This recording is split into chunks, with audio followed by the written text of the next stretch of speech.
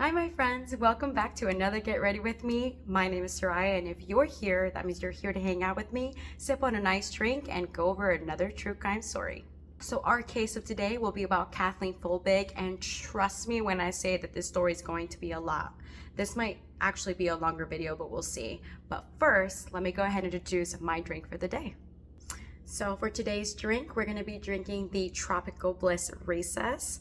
I think it does say that it might be like mango or peach flavored. I figured that we might do that for the summer. And I have my favorite mug, which of course is my mason jar. I do have some simple syrup in there, and this drink is a little bit bitter, so you're gonna want some sugar. But let's go ahead and do some ASMR. All right, let's go ahead and take a little sip. Yeah. Gonna want some sugar in there. Let's go ahead and take a little sip. So good. Okay, so before we begin the story, I want to be in full honesty here that it seems that I'm already partially ready for the day, but I'm gonna go ahead and do some touch-ups since I do have some plans for later. I might do something with my hair, but either way, I figured you guys want to hang out with me, and let's go ahead and begin the story. So, if you've never heard of Kathleen Folbigg, she was a mother from Australia who was accused of doing the unthinkable after all 4 of her children died over a 10-year period. And I already know some of you guys are thinking 4, that's exactly why this case had exploded. So let's go ahead and explore on who is exactly Australia's worst mother. So with Kathleen, she was born in June of 1967 to her parents, Thomas and Kathleen. And yes, Kathleen has the same name as her mother. If you really think about it, technically she would be a junior. I haven't really heard of women or girls having the same name as their mother, but anyway, unfortunately, of January 1969, her father ended up murdering her mother by stabbing her 24 times. So there's not a lot of information about Kathleen's father following after murdering her mother.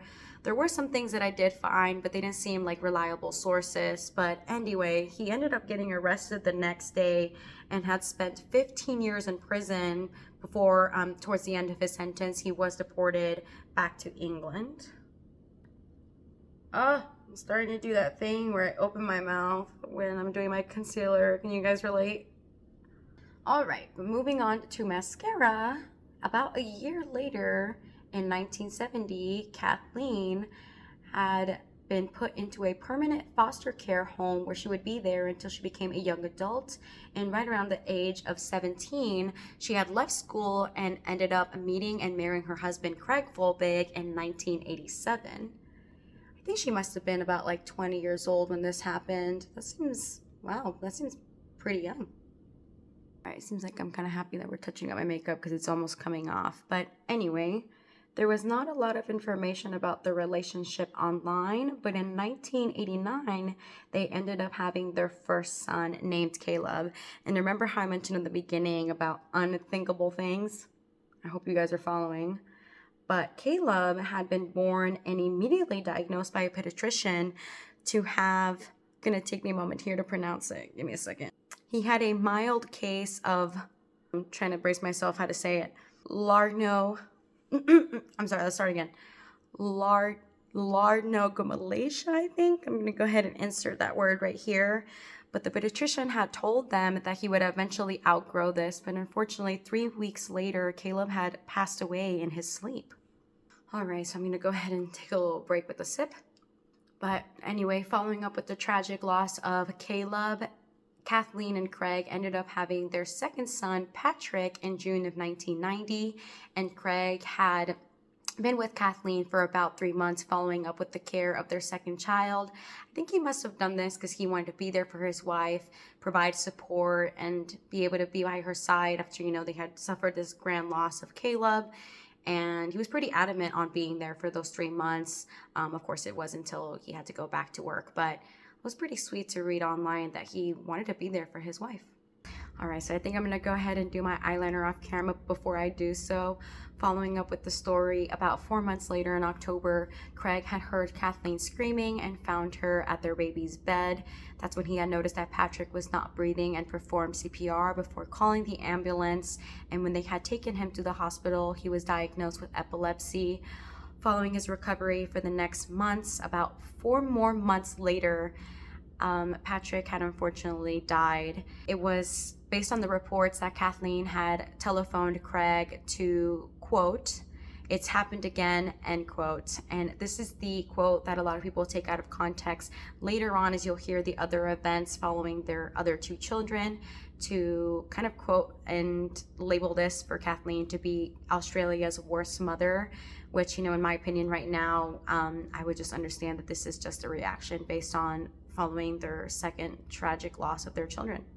So I'm just going over my past eyeliner, but just yesterday I watched Elvira, Mistress of the Dark for the first time, and I'm having like some weird temptation right now to just take off my old eyeliner and try to do hers, but I don't think I would make it justice. So I'm just gonna try to fight off temptation. But I don't know if you guys have seen the movie, but her makeup is awesome, and I can't wait to see the rest of her movies. Okay, so it seems that my eyeliner is a lot more vibrant and it looks kind of even. I think I'm gonna go ahead and move over to my hair. But moving on, Kathleen and Craig had moved to Thornton, New South Wales. They had settled there for a couple of years, and it wasn't until 1992 they actually ended up having their first daughter, Sarah. Unfortunately, though, at just 10 months old, Sarah did pass away, and her cause of death was labeled as unexplained at the time. I am not sure what they had told Craig and Kathleen or had tried to explain, but without spoiling the future events that I'll mention to you, we'll just remember that her cause of death was labeled as unexplained. I was just about to start doing this one, but it's really hard, so I'm gonna rush it. Get it on there. Oh, all right. As we clip this on, just about 4 years later, in 1996, the couple had moved to Singleton, and about a year later, they ended up having their second daughter, and they named her Laura. All right, and yes, you have guessed it. Laura would die at just 18 months old, and again, her death was unexplained. I can imagine how strange and off-putting these events could all be. It is awful what this couple had gone through, and especially with their losses, it started to raise a lot of eyebrows in the community or even just across family members. So with this raising of eyebrows within the community and family members, rumors did begin with neighbors that it did seem that all these deaths were actually not maybe coincidental. And this did really start to impact Craig, that he actually started to believe those rumors that Kathleen may actually have done something to their children. All right, so I think I'm actually gonna stop doing my hair for a little bit because my arms are actually getting kind of tired. I might be a little bit out of shape, so I'm gonna go ahead and take a little drink break. I hope that you guys are still watching. You guys are just as intrigued in the story as I was, and you guys might be even thinking to yourself, where is this going? But please stay with me. But one big important thing to remember is that at the time, in the very beginning, these deaths were just considered natural or just simply unexplained. So keep that main thought, okay? So eventually, with these rumors, investigators had started looking into Kathleen, and Craig actually ended up incriminating Kathleen in 1999. But as investigators were looking into Kathleen, it wasn't until April of 2001 that she had been arrested. And why would it be that investigators thought that maybe she had done something to her children? And honestly, the reason for that was because of her diary. So, I mean, this woman journaled everything, like deeply emotional thoughts, guilt, frustration, depression, all the things that a lot of people would think to journal about that they would not want to get read out loud in a courtroom. And prosecutors technically took part of these journals and basically had said, this sounds like a confession. I'm starting to get frustrated. This one won't go up, you guys. I'm going to keep you guys here with me while I get this fixed, but a confession, my gosh. This all to me sounds like it's circumstantial. Okay, let's see if it finally stays. Okay, finally, yay. So I got my hair to get up, But remember how this story takes place in Australia, okay? Different states and different countries have different rules about how they do their court cases. And one thing that we have to keep in mind here is that this is Australia, okay? It's out of the country. It's something that we may not have here in common if you're watching in the US or wherever you're watching from. But the big part that played in this case was something known as Meadows Law.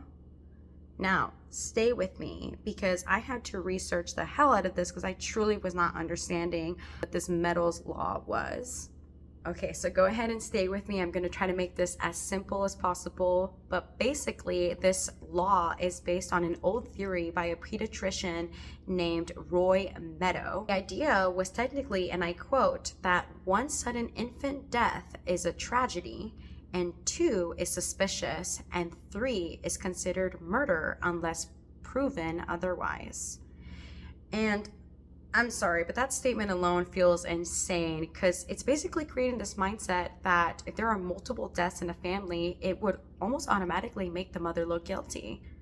So now, as I finish my lip liner and you guys are having your drink, go ahead and take a sip because after a 7-week trial, Kathleen had been found guilty on May 21st of 2003 by the Supreme Court of New South Wales on 3 counts of murder and 1 count of manslaughter.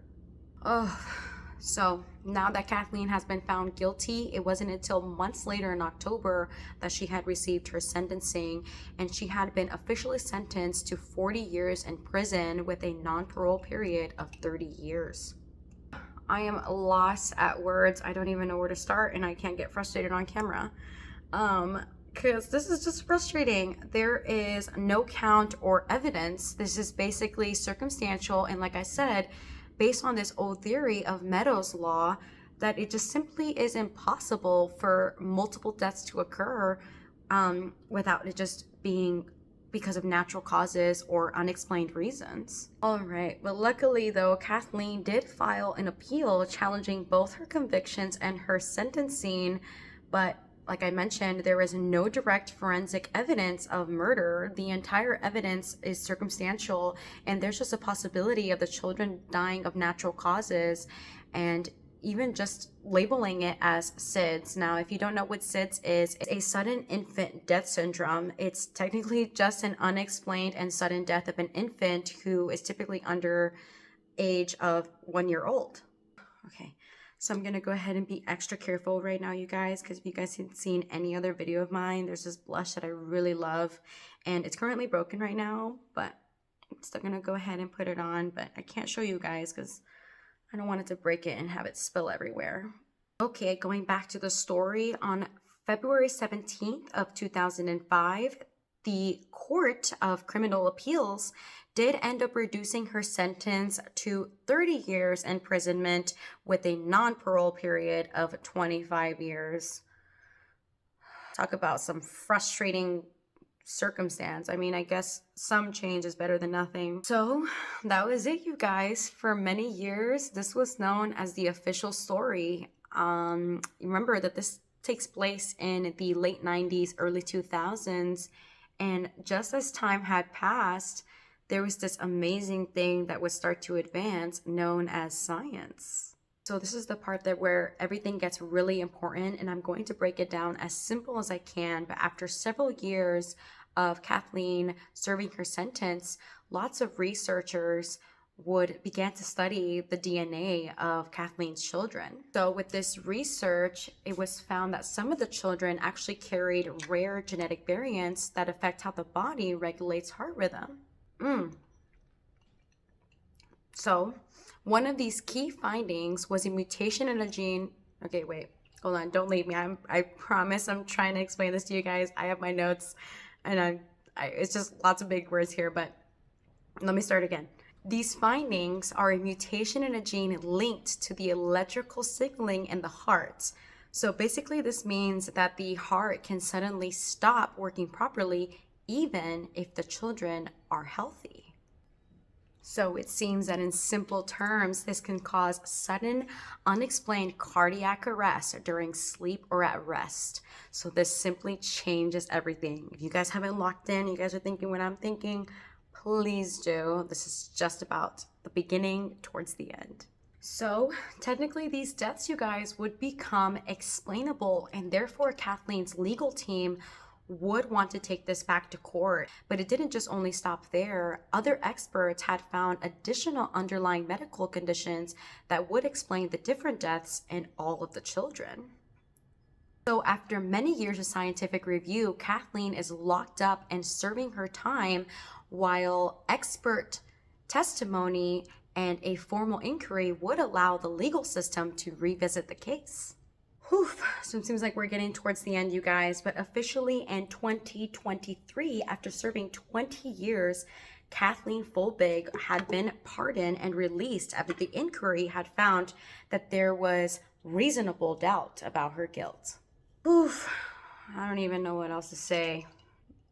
Now, relieved doesn't even feel like the right word.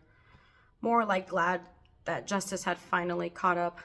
This case sits heavy, you guys. I'd love to know what you think about this case, because I still seem to be processing it myself. I would just like to believe that Kathleen is happy and that she's free, and that, you know, there were some things that I had followed up on her case that you guys can go ahead and research too, where they did give her a sum of money, I think, but the source had been unreliable about the amount or what she had done to be able to receive the money. But it seems that that is overall the case of Kathleen Folbigg. I hope that you guys had a nice time getting ready with me. I appreciate you guys giving me a chance to touch up my makeup, as I'm gonna go ahead and go out again for tonight.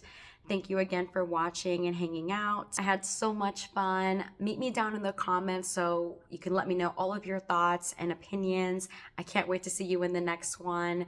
And yeah, let's go ahead and rant about the audacity of just keeping this case circumstantial and overall just completely unfair to Kathleen. But I think that will go ahead and be the end of our video. I love you guys, and I'll see you in the next one.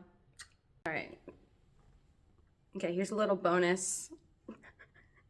I am completely awkward when I do my outros. I promise I'm being genuine. Anyway, guys, I still really appreciate your time, and I hope you guys have a nice one, and I can't wait to make this video again.